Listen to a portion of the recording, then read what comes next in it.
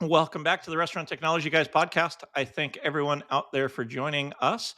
As I say each and every time, I love getting on the air and talking to you guys. I know you guys got lots of choices, so thanks for spending time with us.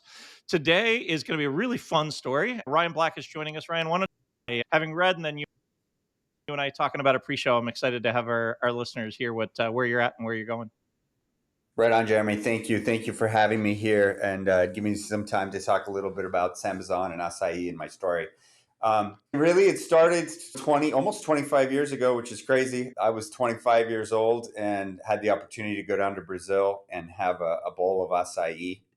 And I knew immediately I was an athlete at the time and had gone to college in Boulder, Colorado, which kind of was an environmental school and liberal school, and learned about organics and fair trade and things like that. And so, sort of this combination of this healthy product that was delicious and it was exciting in Brazil and had this environmental background to it, I was pretty blown away by both the opportunity as well as the product itself. And I thought to myself, wow, like this is going to be, it had just become popular in Brazil, like in the decade prior. This actually wasn't something that has been popular for a long time in Brazil. It was just something that became new and cool in kind of the 90s. And since it was brand new, a little light bulb went off in my head and went, oh, you know what? This is the future of the smoothie juice bar world, or at least would be a nice evolution to it. And I thought that because acai is this over 200 fruits in the Amazon rainforest, acai is considered to be the most powerful. And the reasons are because it has this pretty amazing concentration of omega fatty acids and also has fiber, and on its own actually has zero sugar. So it's like this strong building block of a product. And it was being used by the Brazilian jiu-jitsu fighters, the Gracie brothers, and like top athletes in Brazil. So I knew it was like it appealed to me as an athlete. And when I went a little bit further into it, besides the real nutrition, let's just call it, it was being wild harvested in the Amazon rainforest, which after a little bit of research, I learned that Greenpeace had come out and said that could be the most important non-wood product in the entire Amazon rainforest for the people and for the planet and for everybody in the Amazon rainforest. And I was like, whoa. So between sort of my background of sports and this green sort of education that I got, I found acai, if you will. Of course, it was already popular in Brazil. I didn't exactly discover it or anything. But what maybe the light bulb that went off in my head was this combination of taking something that was delicious and beautiful, combining the nutrition message to it and the environmental sustainability message of it, and then bringing that to America. And that was really like the impetus of Amazon and how I tried it the first time, and why I thought that when you combine those three things together, you'd have a great market for it in the United States. Yeah, no, and I'm excited to talk about the market and where it's going. But I guess just from your own education, you've been doing this for 25 years. Why do you think it took the Brazilian economy so long, or I guess just people? Because it sounds like it was something that the people deep in the forest may have been eating for a long time, but it took, till the 90s, as you said, before it became commercialized and became a product. Any idea why? Because again, having been a consumer of the product, it's fantastic. And to your point, all of the different benefits that it has. And you look at it and say, you Yeah. know what? If it was an apple tree in Washington State, people were eating it for years, and it was something Right. that they took all the time. So, You any idea know, why?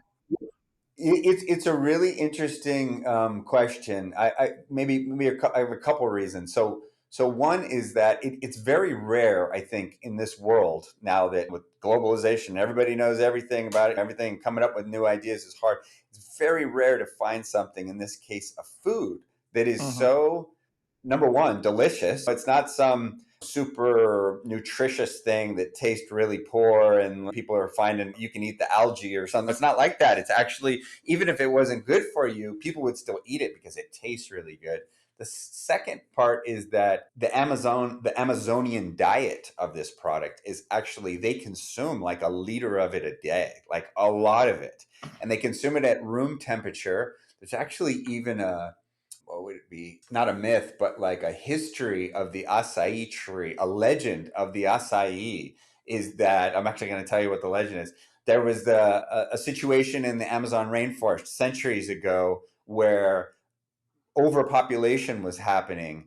And the chief of the tribe basically said that all newborn babies would need to be put to death because there wasn't enough food. There was a ban on new babies. There was Oh a my ban goodness. because there wasn't enough food to support the people.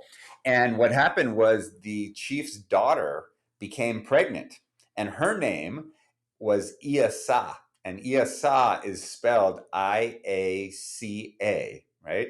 And Iasa had her baby, and the chief wasn't partial, and they sacrificed the baby. And the mom was found the next day holding on to a tree, looking up at the tree, and basically the legend goes that they looked up at what she was looking up at, which was the fruit of this tree. They named the tree because of her death, and also because of the way that the acai hangs off of the tree. They called it the tree that cries because it looks like Okay. tears almost. And they named the tree the opposite of iasa, which is acai. And because they discovered the ability for this tree to feed the population, they lifted the ban, and the Amazon rainforest grew and became what it is today. So the whole Amazon rainforest is born out of the legend of this acai tree. So, anyways, with that being said, your question as to why it didn't become bigger in Brazil, I think the reason is because it's highly perishable, Okay. because you have as I was mentioning, those healthy omega fats Hmm. and no sugar, and it doesn't have any acid in it as well. And fruits in general, they typically have a lot of acid and a lot of sugar in them, and that's what protects them. So if you have a glass of orange juice on the table and you leave the room and you come back the next day, you could literally drink the orange juice, right? Like, it's Yeah. not going anywhere. But if you think about something that's lower pH, that doesn't have acid or sugar, and that's fatty, like milk, as an example, Yeah. right? If you did the same thing with milk, you'd come back the next day and the milk would be all curdled and nasty and sour, and it would be spoiled. So that's how acai acts and behaves, is more like milk than, say, orange juice. So you think about this, you got this tiny little berry that grows at the top of a 10, 15-meter palm tree that you got to climb up there and get. And then the berry itself it's almost like a marble. It's like hard as a rock because you have the solid seed inside of it. So you get a really small yield off of it. And then once you take that yield off of it and you mix it with water to make like a pulp, it's highly perishable. So what happened in the 90s was that, and they consume it like right away in Brazil within hours of processing it. Maybe they put it in the ice box and as a refrigerated for the next meal, or maybe the next day at the very most. So what the Brazilian jiu-jitsu fighters did is they had the Gracie family, like literally the guys that brought Brazilian jiu-jitsu to the world. They had family in the Amazonian region, and so acai was a staple of the diet up there for the people, and they brought that product down to Rio de Janeiro where they lived. And in order to bring it down, they had to freeze it to protect it.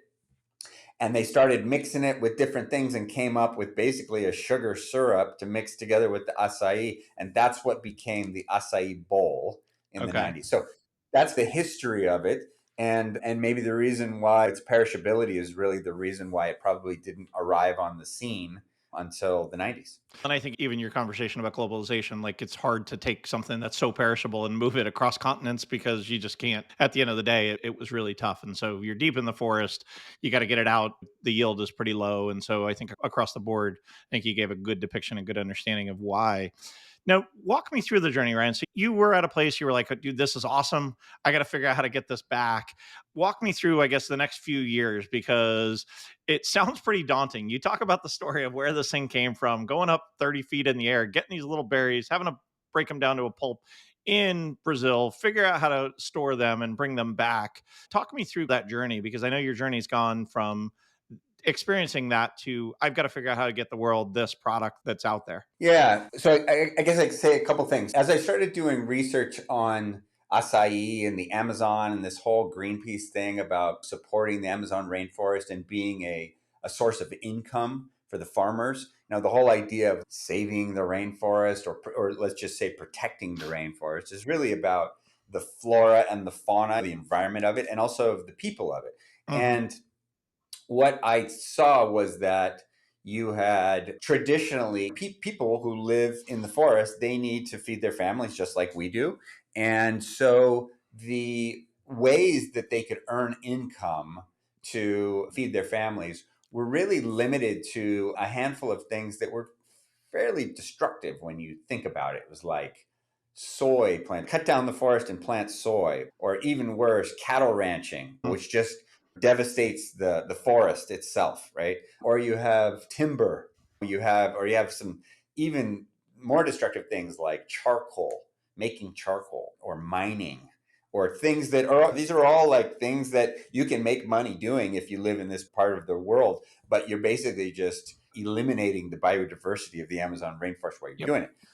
Whereas acai, and really the promise of acai was that you can harvest this fruit as a renewable resource and protect the biodiversity of the forest. And that's what kind of blew us away a little bit. It was like, wow, we could build a business model that we know people are going to love the product itself, again, Hmm. because it's good for you and it tastes good and it's all those things.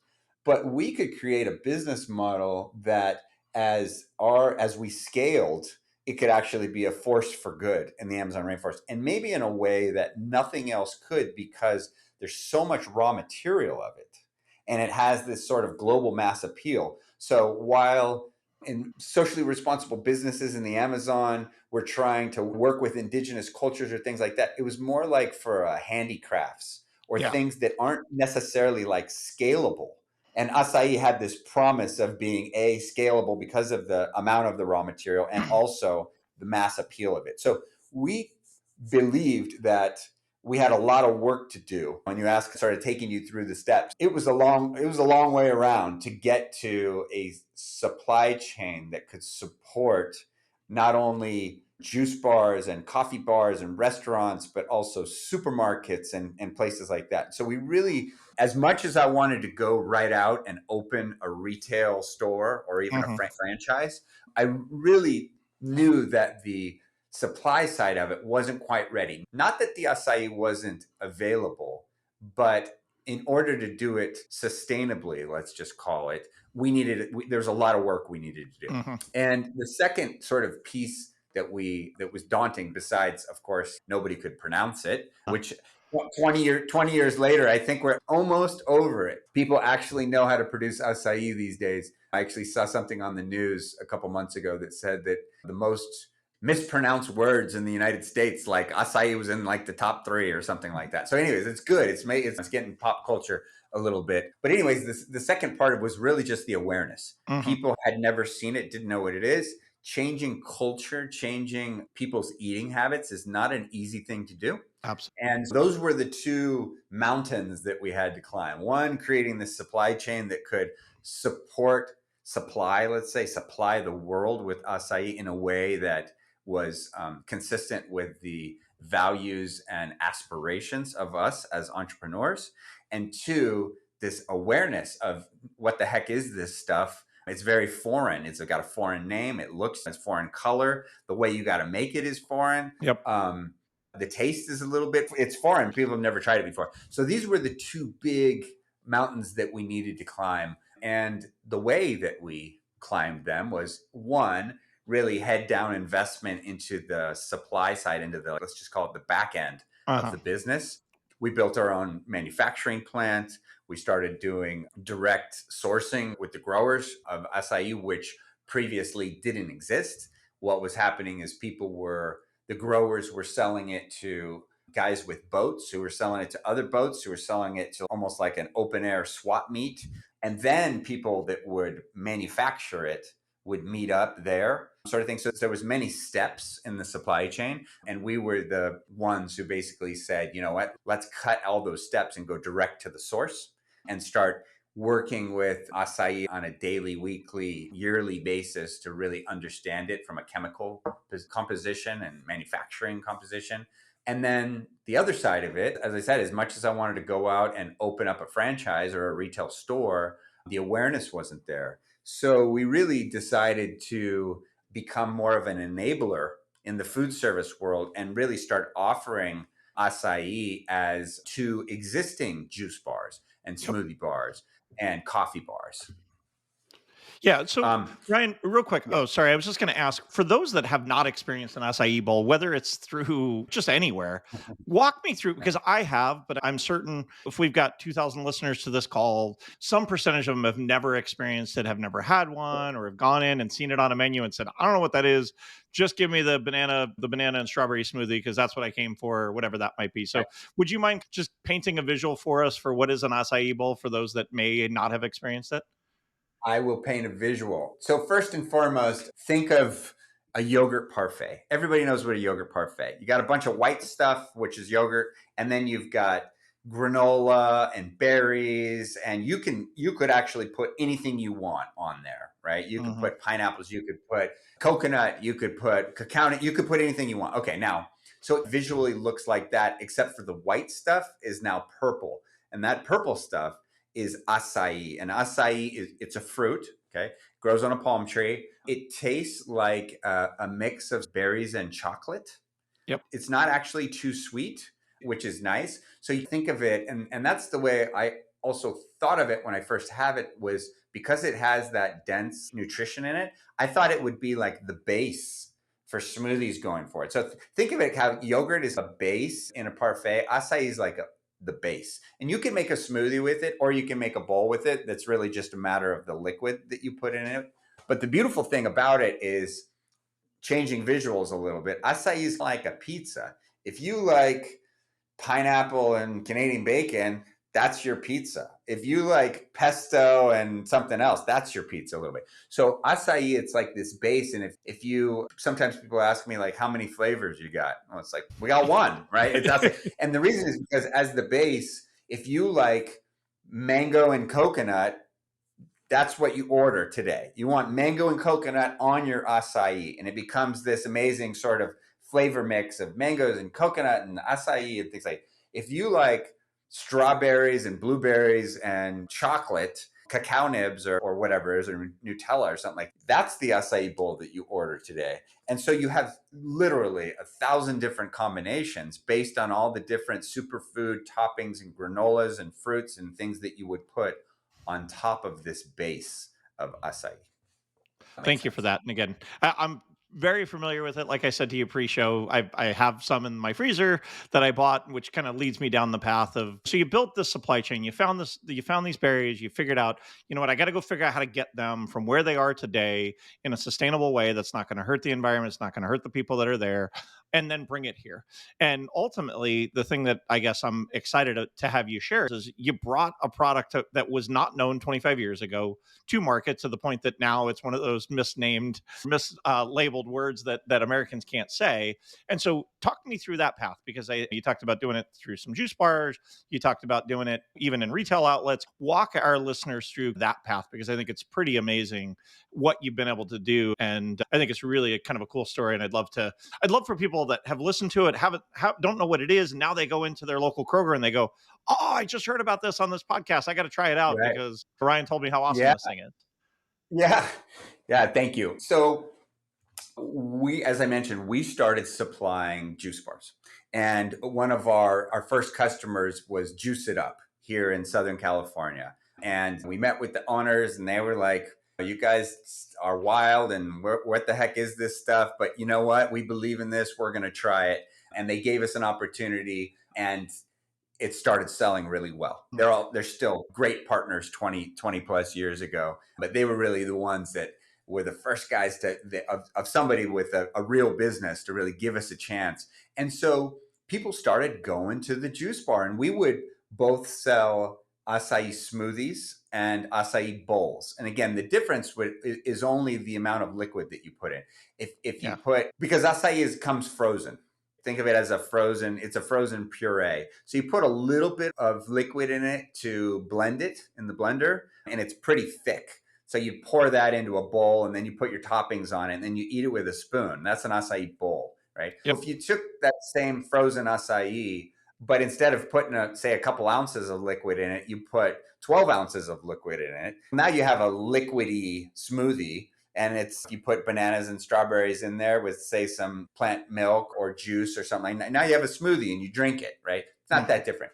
I believe that Juice It Up started with smoothies and then eventually got into bowls. And that's actually been an interesting experience over the last 24 years as well. That even though we started in 2000, we went through this journey of smoothies and juices and things like that. Acai bowls actually didn't start getting popular until 2015. Like it Yeah, I was gonna literally say it's took only been that the last 10 long. years or so. I think I was telling you pre-show, I've been now places, lots of different places where I'm like, "Oh, that sounds really good." Whereas before, I only ever thought of it as a part of a smoothie. Having grown up in Southern California, I've been to Juice It Up, and I've had that was probably Yeah, my original ironic introduction to acai was that. And awesome. back to your point, Yeah. then I saw it at retail and said, "Oh, let me pick that up." Yeah, and that's what a lot of people did, and they would then start coming to us and saying, "Hey, I love this stuff. I want to eat it all the time, but I don't want to have to go to the juice bar to get it. Can you make something that I can buy at the market and make it at home?" Mm, And that was about 3 years into the business, 2 3 years into the business, and that's when we started um, offering acai, frozen acai packs. We call them. It's like a puree. We started offering them to local health food stores in Southern California. And Jeremy, since you're from there, you probably know Mother's Market. That uh-huh. was one of our first accounts. And then we were able to get it into Whole Foods in Southern California, Whole Foods. And then we became a demo company, and and I jokingly we just went to these stores and gave out samples and put acai in people's mouths nonstop everywhere we could get an opportunity, whether it was a rock concert or a music festival, or it was a sporting event, or it was at the Mother's Market or the Whole Foods or wherever it might be. We were just sampling that because once you taste acai, like you never forget it. It's Mhm. something that's new and it makes that impression on your head. And you go, oh, it's like when you try something new food wise around the world, you remember that. So it's a new experience. It imprints into your brain. So, anyways, as a company, we then were on this path to try to increase food service business and support juice bars, restaurants, coffee bars, things like that. And the guy that had 3 stores turned into the guy, a chain that had 5, and then a chain that had 25, and then a chain that had 100. And now we're working on chains that have 5, 10,000 stores. But all started out with the guy that had 1 location and then 5 locations. And then a similar path happened really on the supermarket side, where we got into a natural food store, Mother's Market, which had 3 locations at the time or whatever, and then into a division of Whole Foods, and then into multiple divisions of Whole Foods. And then the next thing you know, we were in Ralph's and Kroger and Publix and places like that, and Costco and Walmart and Target and things like that. It really has been a gradual progression of us continuing to focus on product and product innovation and supply chain. And then on the market side, continuing to support all kinds of different outlets that wanted to bring something healthy and exciting into their menu. And it used to be just the juice bars who had it. And then it turned into a bunch of breakfast places that wanted to have it. Now you're starting to see bigger companies looking at it in the coffee world or in the fast casual world. Or I ultimately believe it's going to end up in the QSR world, in the fast Mhm. food world, because that's what kids want today. They want something. They love acai, and so I think that who knows? Maybe one day we'll see acai in McDonald's. Yeah, and it's funny. Again, we were talking about it pre-show. I've got two daughters that both we buy it at Costco, and it's always in our freezer. And as long as the whole house is awake, because nobody likes to turn on the blender at 6:30 in the morning on Sunday morning when the house is trying to sleep in, because I got a bunch of teenagers. But in general, Solution for that. I got a solution for that, Jeremy. which So we actually, funny now enough, you say that. That's actually where I was going. You guys have innovated so much from the product that I know. So I'd love to have you talk through some of that, Ryan, because I think you guys do have lots of solutions. And I think it's amazing how much you guys have innovated this product, because it's not just take it or leave it. This is what you get. Yeah, it's interesting. Fun fact, and we'll talk a little bit about the innovation on in both channels, but really more on the supermarket channel, and then we'll circle back to food service. But interesting thing is that, like in Brazil, we talk about these little frozen packets.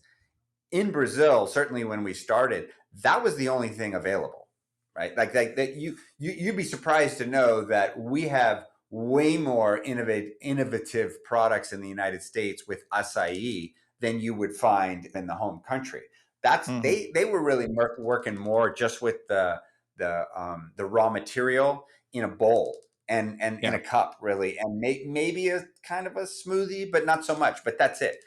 We took that raw material product, brought it to the United States, and then really started focusing on creating a variety of different products. We sell, like you mentioned, Costco. We market an acai juice that we make from acai, and that's a big seller, especially at a place like Costco. A lot of people buy that juice at Costco and they go home and they pour some of it in their blender to make a smoothie and not even use the frozen. So we went into the juice side of it. We went into the sorbet, like the scoopable acai side of it. More recently, we developed what we call a ready to eat acai bowl that's for the supermarket. And you can find it for $2.99 at Walmart, or it's a very affordable product at Target or Walmart or Whole Foods or Kroger. You can find this product and you just rip the top off of it. It's got a little sidecar with granola or with coconut in it, and you just dip it in there and you eat it. So no 6 a.m. blender problems for this product. Also proud to say, which is consistent with sort of the DNA of the company, is that product that I'm talking about, that ready to eat bowl that you can find at your supermarkets, it's in a 100% compostable package. Oh, So that's there's awesome. no plastic in it.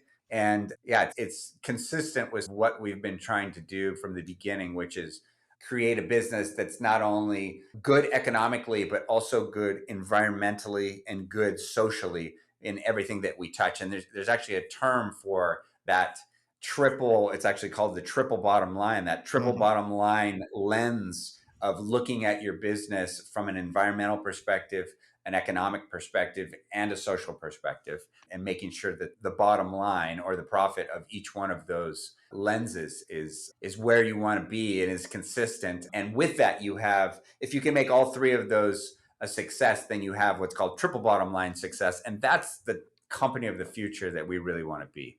Anybody that's ever run a restaurant knows the craziness that happens during a meal period in a rush.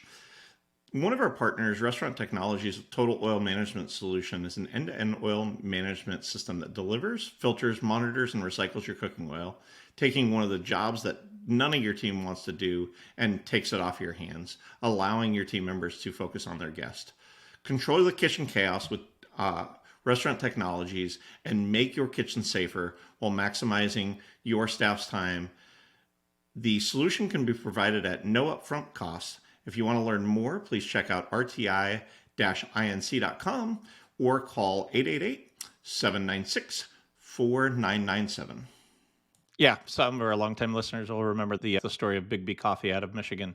They're doing the same thing. They're now going into these different places and trying to make sustainable coffee, not killing resources, not killing the people, and bringing it back. And it might be a little bit more expensive cup of coffee, but ultimately it does fit that triple bottom line. And so I love stories where entrepreneurs are not just all about let's go make as much money as we can, and who gives a crap about the resources that we burn in the process. So the fact that you guys are doing that is awesome and admirable, and I love it. So Ryan, you talked about your vision 25 years ago when you first experienced this 24 years ago. You had this vision that says everybody needs to experience this.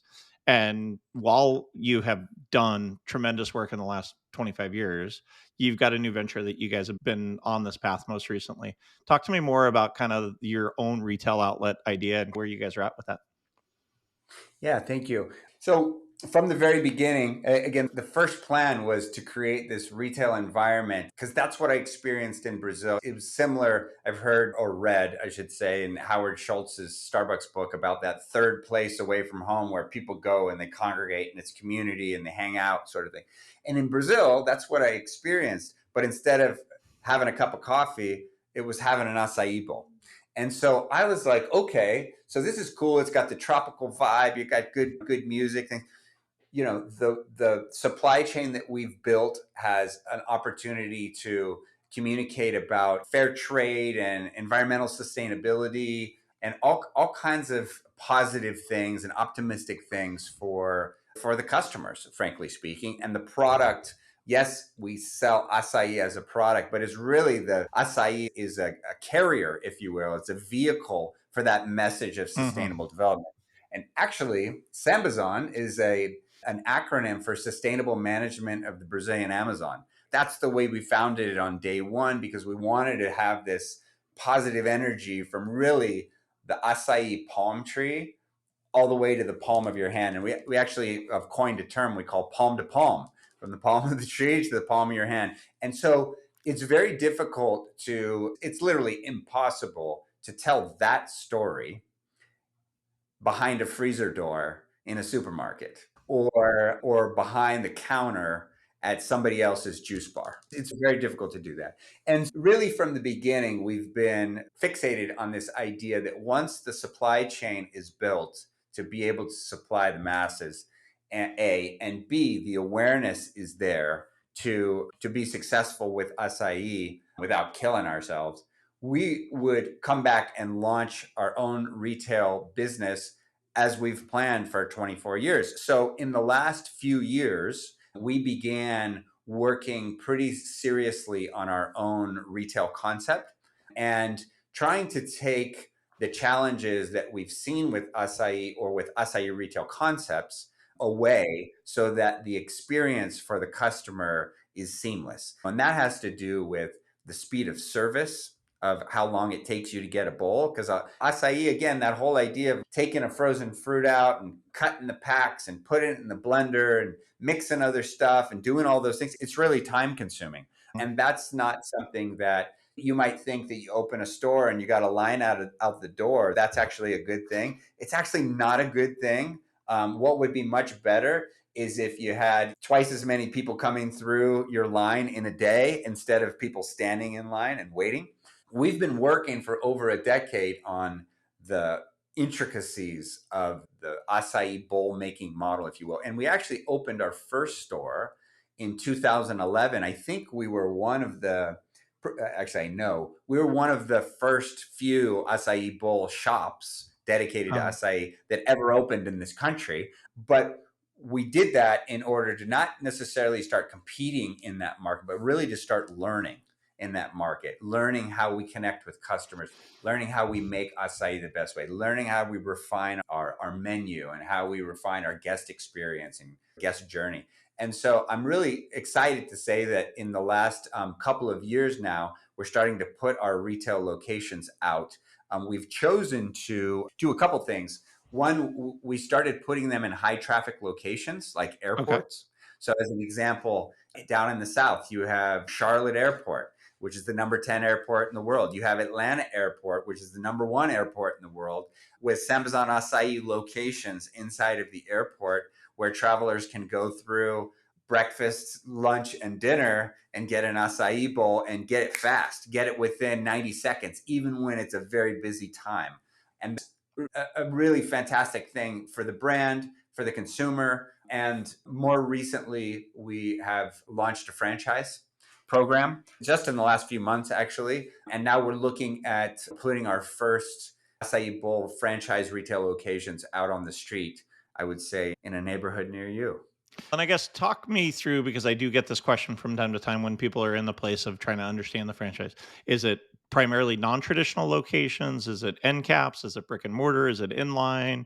Do you need to have a drive-through? Talk me through what the ideal franchise model is. It a brand that has 400 other restaurants and wants to get into this? Is it a guy that's a health food nut that runs a yoga studio and runs a CrossFit gym and now he or she want to do this? Talk me through what you guys are looking for as you guys are launching into the franchise world.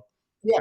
So, a couple things. We as a company are pursuing both non traditional locations, which is airports and healthcare and universities, as well as franchising, which would be more, as you called it, end cap or strip mall or malls or something like that. So, we're doing both, testing out both. We do have a corporate store here in Southern California that I mentioned we opened in 2011, and we're looking at some more corporate stores as really more to learn. You mentioned the drive-through model, something we'd love to try. And going back to that sort of speed of service, which we feel like through some of our own proprietary dispensing equipment, we've created a very quick speed of service, which we think gives us a leg up, a competitive advantage into acai bowl making. Acai is definitely in our DNA, as you can imagine.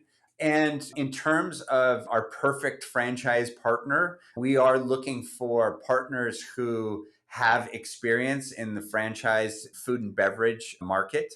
I think we're looking for people who know what it's like to have to operate and develop and have an HR department and maybe have a construction team and these sort of things. So we do Deal with lease believe that, negotiations and yeah, all of those kind of fun things. yeah, Sorry to yeah, absolutely. I think we have literally waited 24 years in order to launch our franchise, and we have some pretty aspirational growth expectations about that. We've been waiting, and we think that the opportunity is now there, and we want to find partners who have the appetite and the skill set and the background to really match with that growth trajectory.